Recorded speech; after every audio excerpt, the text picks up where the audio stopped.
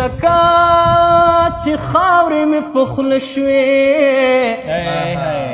یا د یار له کوره د سندرو غږ راځي نه ډېر خیال یا سره مې د غم په بالښت کېښوده یا اول مې خوب د بېلتان پې ولیدنه یا ستا د دیدن ګیله مې نشته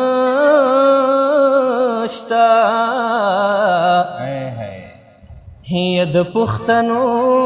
مینې نیمګړی خوند کوي یا لاله د خپله خوښه وکړي په تلو یې نه یم د بې ننګو کار کوي نه لاله یې چرته یې غږ وکړه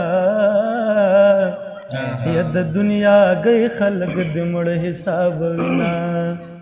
الله یا د رنجیت سنګ لښکر راټول شو یا د احمد شاه لښکر به څوک راټولوینه ډېر ښه ځواک یا ورځه ورځه تر غرونو واوړه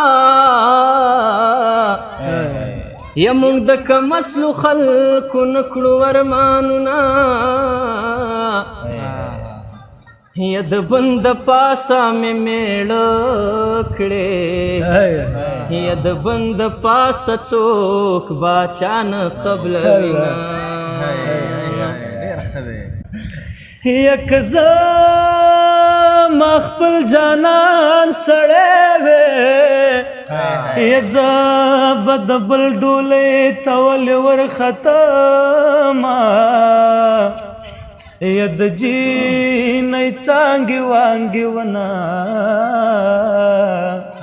او خدایه زمونږ په کور راولې خاښونه یا ځواني مې لاړه یاره زر شوه یا زلیخا نه یمه چې بیا به ځوانه شمه یا ژوند مې د سرو سکروټو بار دی یا په کاغذي اوږو یې وړم ویرې به شمه یا مانا په یوه بنګړي خفه ده یا اوس مې په قبر په درجنو ماتوینه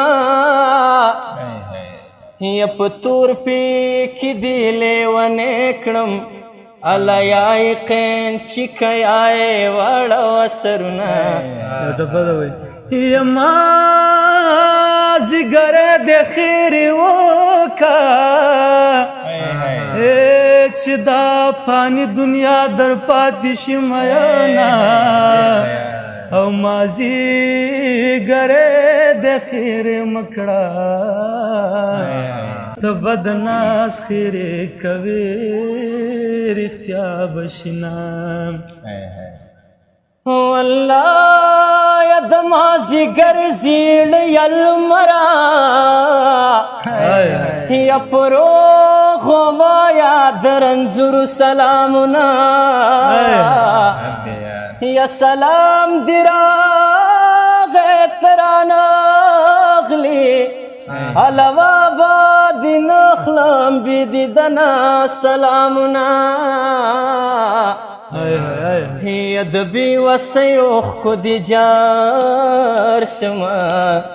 یا زما د خدای په چارو نه رسي لاسونه یا د یار مې ګیره په مخ راغله یا له دا نري برید به په ژبه سمومه یا پیکې ما دانه وانه که یا د کنډو ګسلۍ په ځان بدناموینه